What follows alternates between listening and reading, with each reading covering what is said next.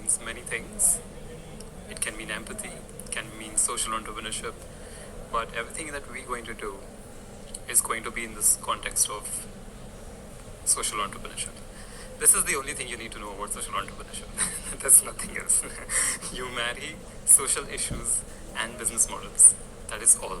So whatever we're going to talk about here on out is going to be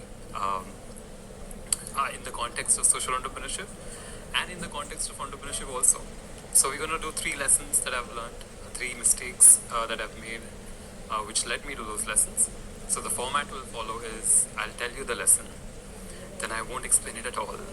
I'll tell you the story behind it, and then I'll put it into the entrepreneurial context. We'll do that 3 times very quickly. So let's just get into it. Lesson number 1, always listen to the heartache. Lot of mystery around it, but like I promised, let me give you the story around it. I was a standard issue engineer.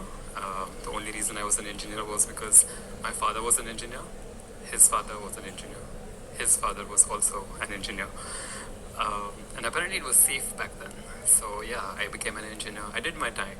I became an engineer from Pune University, worked as a design engineer. So all my background has been mechanical engineering focused.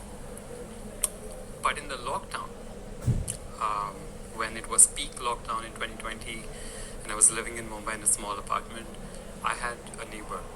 I had 2 neighbors actually in the same house, Mr. and Mrs. Punjabi. This is Mr. Punjabi.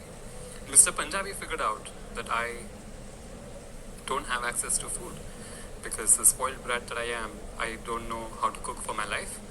There was no access to groceries. So Mrs. Punjabi used to come every day to my house with a hot plate of food.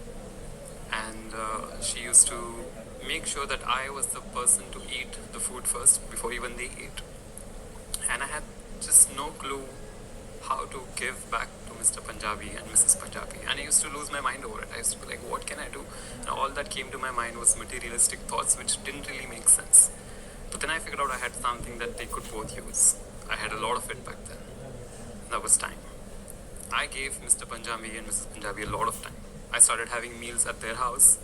I opened up my life to them and they opened up my life to me, and I could see the change that it was making in their life. Because what was in abundance with me, which was companionship and friendship and such, they didn't have any of it. They were living in a bubble in their own house. COVID was making it worse. And the time that I was giving them, which was secondary to me, was much, much needed for them. They were adapting to my energy that I brought to the house. If I was excited, they were excited. If I was happy, they were happy. If I was in trouble, they were worried. So I had a lot of time. And I gave that to Mr. Punjabi, and it changed his life in some way. And then I realized that there is many, many Mr. Punjabis out there. And who is being the young companion to them? Who is taking care of them? Who is giving them time? Who is figuring out in the first place that they need time? So I thought that I think at least 10 other Mr. Punjabis should get this. And so I said, let me find 10 other people who feel like I do about this generation and do a small beta test. And so we did. Some of them are sitting here in the front row with me through day 1. And the 10 of us set out and we decided we're going to be young companions to seniors who live by themselves all alone.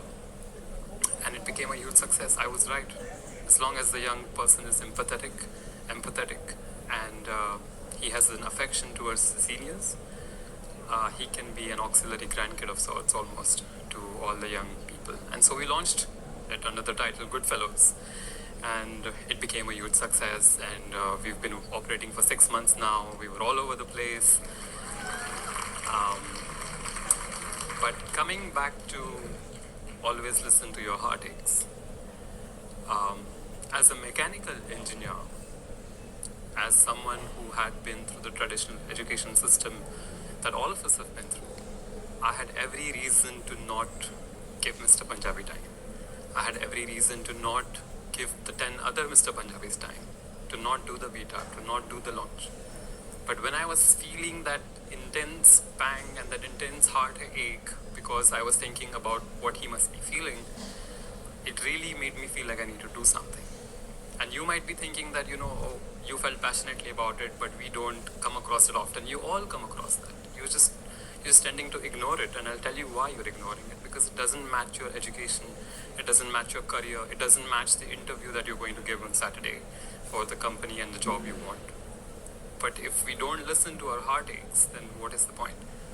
Because those heartaches, which are suffered by many people in a community, maybe you were supposed to be the savior that saves them from it. But if you ignore it, then who will discover the solution? So always listen to your heartaches, but in the entrepreneurial context, like I promise, the best ideas are in the biggest problems. If you want to be an entrepreneur, doesn't matter social entrepreneur or a unicorn entrepreneur, you have to be aware of the problems that are going around us in society, in communities, as consumers. If you want a true entrepreneurial mindset, you always have to find out what is hurting people, what is paining them. And even more, you have to be aware what that is hurting people is hurting you very much. When I saw loneliness, it was hurting me. What is that one problem or 10 problems that are really pulling on your heartstrings and telling you to do something about it? But you're ignoring it like a one-track horse because you're worried, you're scared, and that's understandable. We've all been there. Because you think it's not matching your career, it's not matching where you go. But if you want to create true change and true impact, you're gonna have to let that go. But here's an idea: when you feel something pulling on your heartstrings, when you come home and you keep thinking about that one person or one animal or one problem that you saw somewhere that you felt like you should do something about, put it down. Put down 10 such problems in a month. And maybe if you see a recurring problem coming over and over, maybe you know that's the heartache that you want to listen to. And even outside of social entrepreneurship, all the issues that people are complaining about are the issues that people will pay to get solved. And that is the meaning of entrepreneurship. You solve a really painful problem. So